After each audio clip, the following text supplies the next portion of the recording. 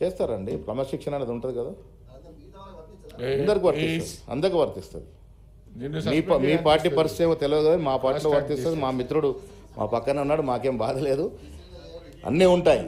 మీరు 10 ఏళ్లలో అధ్యక్ష 10 ఏళ్లలో అధ్యక్ష మీరు ఎంత పెద్ద బోగా సర్వే చేశారంటే అధ్యక్ష, సకల కుటుంబ సర్వే అని అధ్యక్ష, సకల కుటుంబ సర్వే అని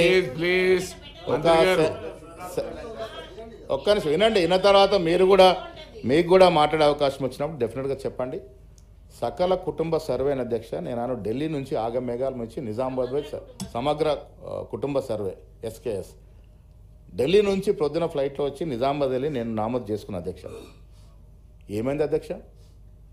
ఎటుపోయింది మీ చర్చది? ఆగమేఘాల మీద ఒక సెన్సేషన్ సృష్టించి దేశవ్యాప్తంగా ఒకే రోజున సర్వే అని, అది బోగా సర్వే కదా అధ్యక్ష? ఏ రకంగా చేసినారు? ఏ రకంగా నామోదు చేసినారు? ఒక్క రోజులో చేశారు మీరు. పోనీ అదని టేబుల్ చేశారంటే కేసీఆర్ కుటుంబ సభ్యుల వద్ద పెట్టుకున్న దాన్ని బయట టేబుల్ చేయకుండా, బయట ఇవ్వకుండా ప్రభుత్వ సొమ్ముతో చేసిన సర్వేని మీరు మీ దగ్గర ఎట్లా పెట్టుకున్నారు అధ్యక్ష?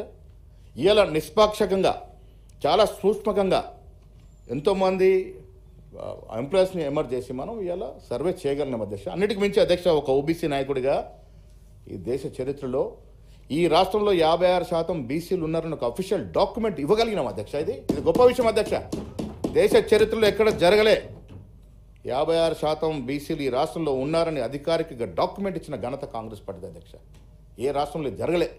ఇక్కడ బీజేపీ సభ్యులు ఉన్నారు, వారి ద్వారా నేను రిక్వెస్ట్ చేస్తా ఉన్నాను, దేశవ్యాప్తంగా రేపు జరగబోయే సెన్సస్లో కాస్ట్ను జోడించండి. మీరు నిజంగా చిత్తశుద్ధి ఉంటే, బీసీల పట్ల ప్రేమ ఉంటే మీరు జోడించి ఆ దశగా చేసే ప్రయత్నం చేయాల్సిందిగా అధ్యక్ష మీ ద్వారా వారికి విజ్ఞప్తి చేస్తా ఉన్నాను. మీకు చిత్తశుద్ధి లేరు, మీరు చేయలేకపోయినారు, మేము చేస్తే హర్షించరు, దాంట్లో తప్పులు ఎత్తికిచ్చే ప్రయత్నం చేస్తూ ఉన్నారు అధ్యక్ష. ఎవరైతే కుల సర్వేలో పాల్గొనలేదో మాజీ ముఖ్యమంత్రి కానీ ఇతర పెద్దల కోసం రెండో సర్వేలో అవకాశం ఇచ్చాం అధ్యక్ష. మీకు ఎక్కడ చిత్తశుద్ధి ఉంది అధ్యక్ష? నిజంగా చిత్తశుద్ధి మీరు నామోదు చేసుకోవాలి కదా సర్వేలో, ఎందుకు చేసుకోలేకపోయినారు? ఇంత ఆలస్యత్వం, ఇంత నిర్లక్ష్యం ఎందుకు అధ్యక్ష?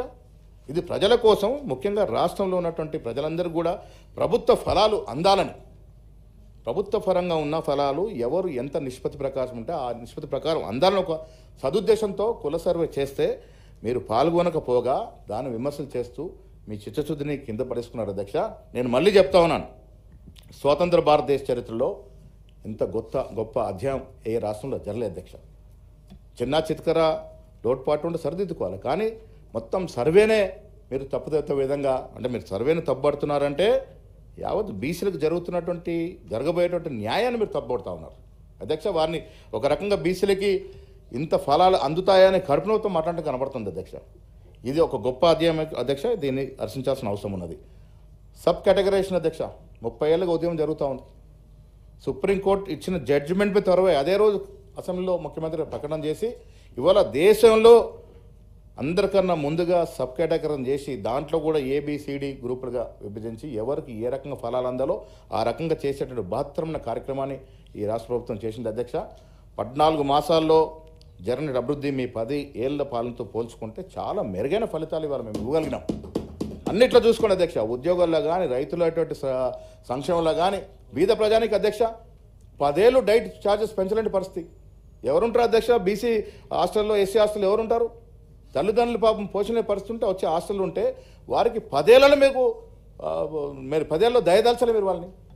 ఇలా 40% ఏంటి అధ్యక్ష, 200% ఏంటి అధ్యక్ష? డైట్ ఛార్జెస్, కాస్మెటిక్స్, పిల్లల బాగు కోసం చేస్తున్నాం అధ్యక్ష. ఇంత ఆర్థిక నిర్బంధం ఉండి ఇవాళ అప్పుల గురించి మరి మాట్లాడుతూ ఉన్నారు. కేసీఆర్ గారు అంటే నాకు కూడా గౌరవమే. నిజంగా ఉద్యమం చేసిన రోజుల్లో ముఖ్యమంత్రి అయితే చాలా దూరదృష్టితో ఈ రాష్ట్రం ముందుకు తీసుకురావాలనుకున్నాం. కాళేశ్వరం ప్రాజెక్ట్ ఏ రకంగా కట్టారు అధ్యక్ష? ఎవరికి ఉపయోగపడుతుంది అధ్యక్ష? కాళేశ్వరం ప్రాజెక్ట్ ఏ రకంగా ఉపయోగపడుతుంది? ఇవాళ మీరు ఇచ్చిన లెక్కల ప్రకారమే 1 ఎకరానికి నీరు పారేయాలంటే సంవత్సరం కింద మీరు అధికారులు ఉన్నప్పుడు ఇచ్చిన లెక్కల ప్రకారం 50,000 రూపాయలు అవుతుంది. ఎన్నిసార్లు ఎత్తిపోస్తే మల్లన్న సాగర్ నీళ్ళు వస్తాయి అధ్యక్ష? కాళేశ్వరం నుంచి ఎన్నిసార్లు ఎత్తిపోస్తే మల్లన్న సాగర్ నీరు వస్తాయి? ఏ దురదృష్టం ఈ ప్రాజెక్టు కట్టినట్టు 1,20,000 కోట్లు అప్పన్నంగా గోదావరి నదిలో పోషిస్తారు. కొన్ని దానితో ఏమన్నా ఫలితం ఉంది అంటే సున్నా. బీటలు వారిపోయింది మేడిగడ్డ అధ్యక్ష. నెహ్రూ గారు దురదృష్టితో కట్టినట్టు ప్రాజెక్టు మన రాష్ట్రంలో పోచంపాడు శ్రీరామ్ సాగర్ కానీ, నాగార్ సాగర్ కానీ ఒక గీతబల్లే అధ్యక్ష. 70 ఏళ్ళలో ఒక గీతబల్లే ఏ రకంగా నాణ్యత లోపంతో కట్టడం వల్ల ఇవాళ కుంగిపోతా ఉన్నాయి బ్యారేజ్లు కుంగిపోలేదంటూ ఒక ఇంటికి అధ్యక్ష ఒక పిల్లర్ కుంగితే ఆ ఇల్లు ఉంటుంది అధ్యక్ష మొత్తం ఇల్లును సమకూర్చాల్సిందే. అలాంటి నాణ్యత లోపంతో కట్టి ప్రజల సొత్తుని దుబారా చేసి లక్షల కోట్ల ప్రాజెక్టుల పేరున ప్రజల్ని నమ్మబలికి డబ్బులంతా కూడా వృధా చేసినట్టు ఘనత గత పాలకులు అధ్యక్ష. ఇవాళ 1, 2 కాదు అన్ని రంగాల్లో కూడా జరిగిన తప్పిదాలని సరిదిద్దుతూ ఆర్థిక నిర్గం మీరు అప్పు చేయాలన్నారు అధ్యక్ష. శుతిలేని సంసారం శుతినోడు సంసారం నడిపితే ఒక లోన్ తెచ్చుకోవాలంటే పేయింగ్ కెపాసిటీ దృష్టిలో పెట్టుకొని లోన్ తెచ్చుకుంటాడు. ఇవాళ అభ్రంగా ప్రభుత్వ పరంగా అప్పులు, కార్పొరేషన్ పరంగా అప్పులు, సొసైటీల పరంగా అప్పులు 1,70,000 అంటే 18 ముఖ్యమంత్రులు పాలించిన ఈ రాష్ట్రంలో సమైక్య ఆంధ్రప్రదేశ్ రాష్ట్రంలో 65 ఏళ్ల పాలనలో 68,000 కోట్ల అప్పు మాత్రమే అధ్యక్ష. 10 ఏళ్లలో 6,20,000 కోట్ల అప్పు తీసుకొచ్చి ఇలా వాస్తవం కూడా పెద్దలు జీవన్ రెడ్డి చెప్పినట్టుగా నెల కాగానే రిజర్వ్ బ్యాంక్ మనం ఒప్పుకోకపోయినా మన అకౌంట్ నుంచి 6,500 కోట్లు పోతా ఉన్నాయి అధ్యక్ష.